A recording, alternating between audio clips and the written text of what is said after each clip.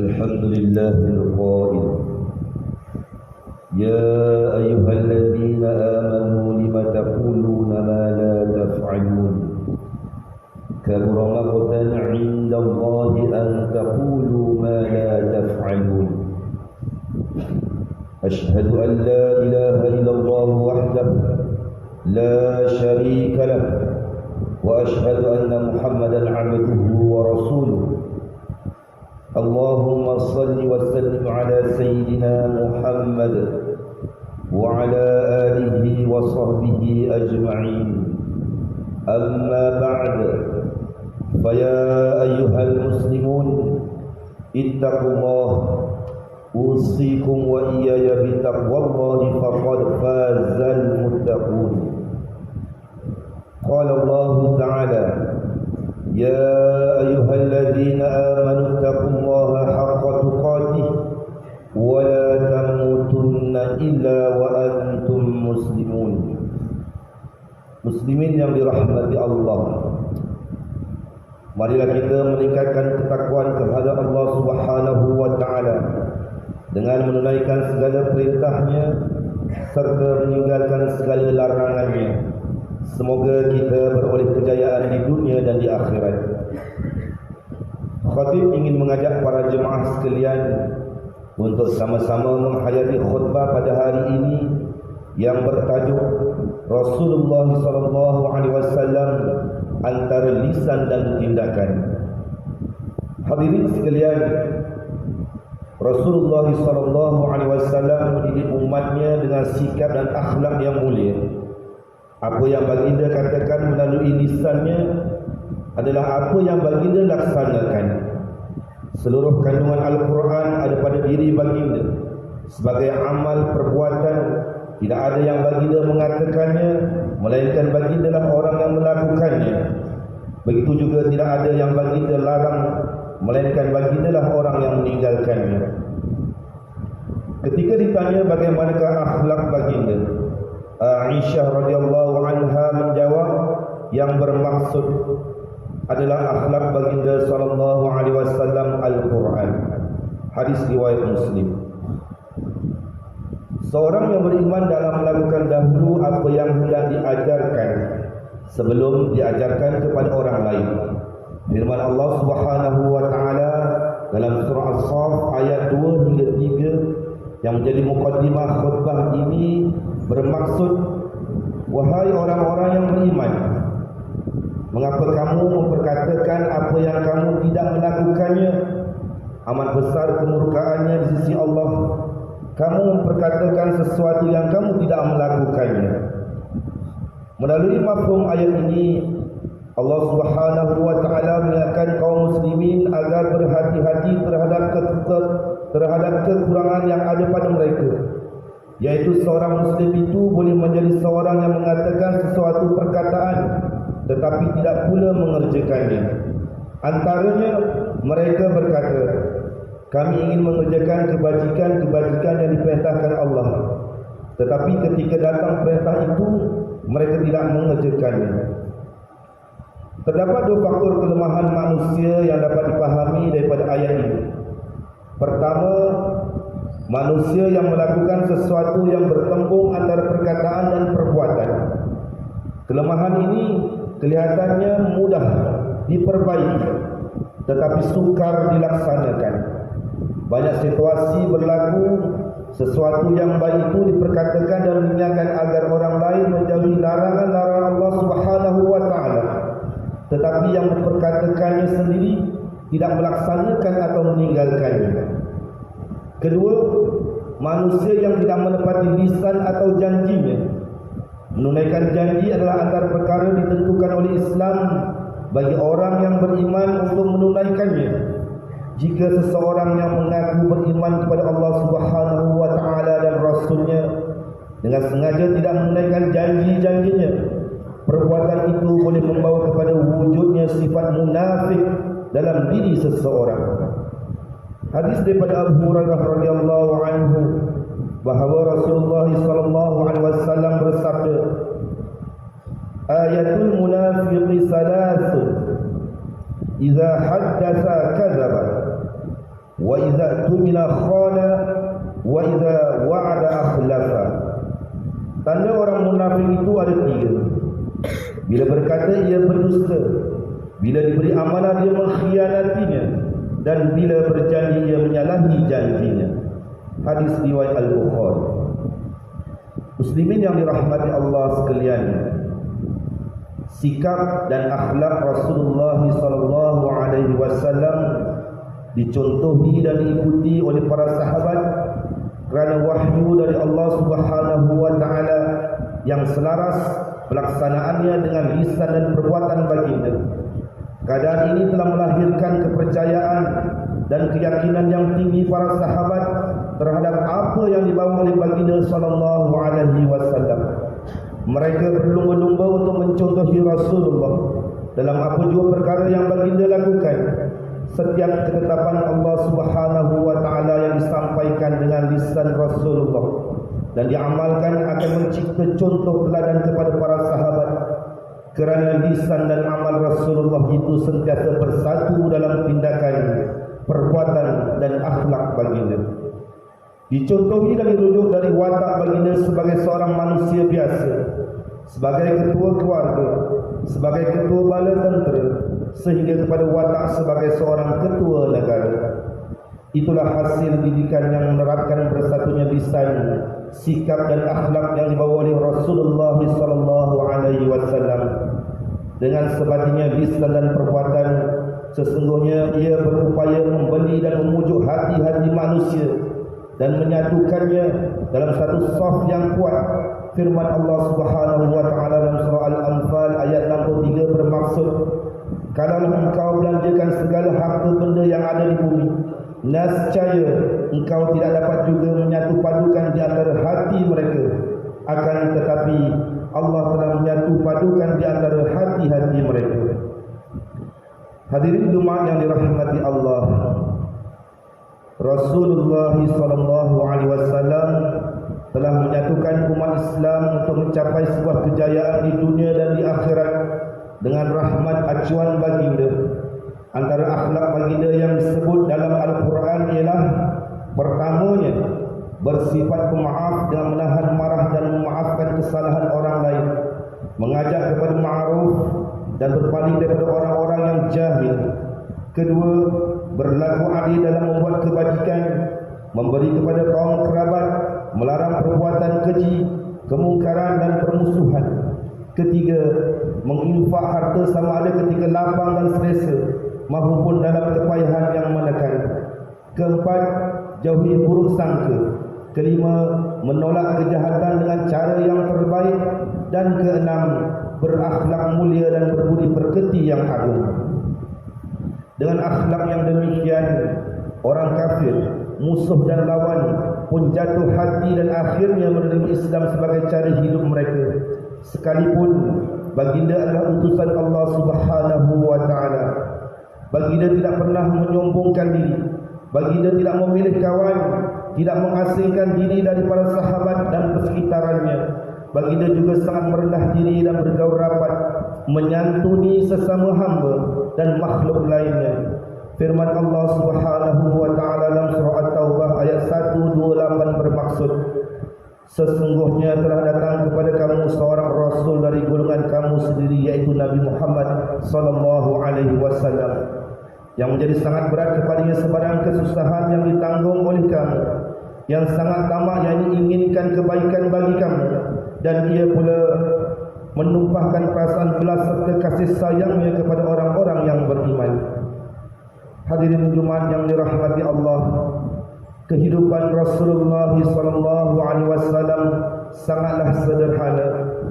Baginda memilih rumah yang layaknya setara seorang hamba, kecil sempit, berbumbung rendah, dibuat dari tanah dan pintunya dari kain guni. Tempat tidur baginda cumalah anyaman tikar daun kurma sahaja. Bila bangun, berbekas daun tamar di belakang tubuh baginda. Baginda selalu berlapar, baginda makan hanya bila lapar dan berhenti sebelum kenyang. Baginda tidak membazir makanan. Jika makanan berlebihan, baginda memberi kepada jiran tetangga. Ini kerana baginda tidak menyimpan makanan Hidup baginda bagaikan kais pagi makan pagi, kais petang makan petang. Pakaian baginda jenis pakaian orang susah. Baginda asalnya kaya kerana harta Sayyidatina Khadijah diserahkan kepada baginda, tetapi baginda infakkan untuk Islam, sehingga ketika wafatnya Rasulullah SAW tidak sedikit pun harta dan wang ditinggalkan. Hadirin Jumaat yang dirahmati Allah sekalian, kehebatan Rasulullah SAW terbukti dengan kejayaan mendidik para sahabat dengan lisan yang dilaras dengan perbuatannya secara spontan. Baginda mendidik khulafa ar-rasyidin dan kemudian diturunkan kepada salafus salih sehingga kepada umat Islam seluruhnya pada hari ini, yang menjadikan perbuatan dan akhlak baginda sebagai asas dan prinsip dalam kehidupan pribadi, berkeluarga, bermasyarakat dan bernegara yang diridhai dan dirahmati oleh Allah Subhanahu wa taala. Antara didikan Rasulullah SAW adalah pelaksanaan sifat zuhud baginda ketika 2/3 dunia telah berada dalam genggaman sahabat dan tabi'in. Sifat zuhud yang ditunjukkan oleh Rasulullah SAW telah mengekalkan sikap pemegang kuasa untuk tetap zuhud dengan dunia. Dengan sebab itulah mereka dapat memerintah dunia dengan berjaya dan mencipta tamadun Islam yang unggul tiada tolak bandingnya. Apabila Rasulullah SAW mendidik mereka untuk sanggup hidup miskin, kekayaan yang mereka miliki mereka korbankan untuk kepentingan masyarakat, maka melimpahlah kekayaan, makmur dan berbahagia rakyat dalam sesebuah negara Islam. Biarpun tamadun gemilang Islam akhirnya hancur kerana berselisih gantinya pemerintahan yang semakin meninggalkan sifat zuhud yang diajarkan oleh baginda Rasulullah SAW. Ayuh, marilah kita semua sempena sambutan Maulidur Rasul 1445 Hijrah ini bertekad dan berusaha untuk mencontohi sifat dan sikap pribadi baginda Rasulullah SAW. Pada diri baginda lah sesi yang paling tepat dan benar sebuah kehidupan, berlandaskan syariat perlu diteladani, dan benar sebuah kehidupan berlandaskan syariat perlu diteladani dan dilaksanakan oleh berbagai lapisan umat Islam di semua keadaan, masa dan tempat. Marilah kita seimbangkan antara kehidupan dunia yang sementara ini dan tuntutan akhirat dengan cara yang diamalkan oleh Rasulullah SAW.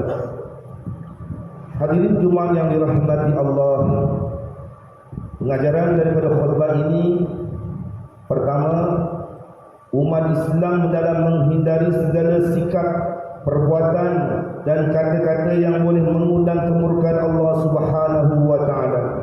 Kedua, umat Islam yang meninggalkan ajaran Rasulullah SAW akan ditimpa fitnah di dunia dan diazab di akhirat.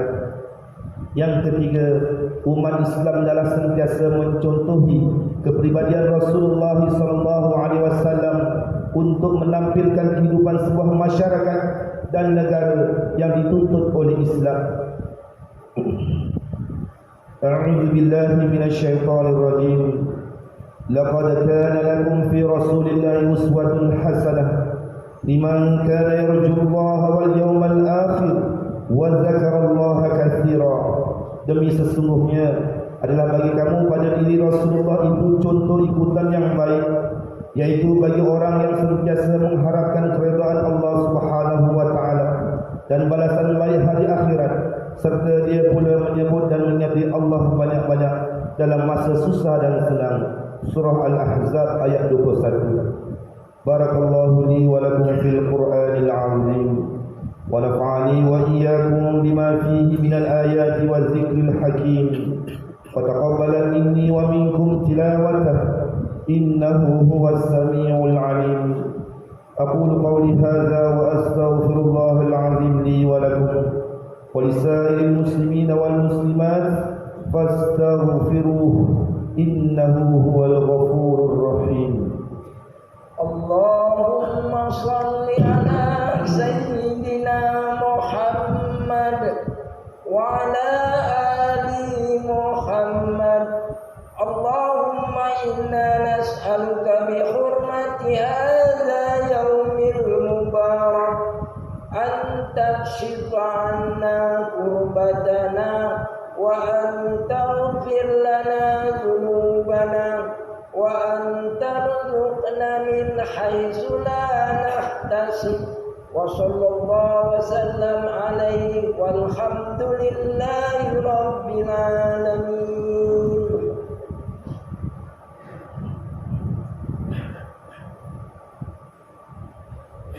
الحمد لله الذي جعلنا من المسلمين ورزقنا من الطيبات.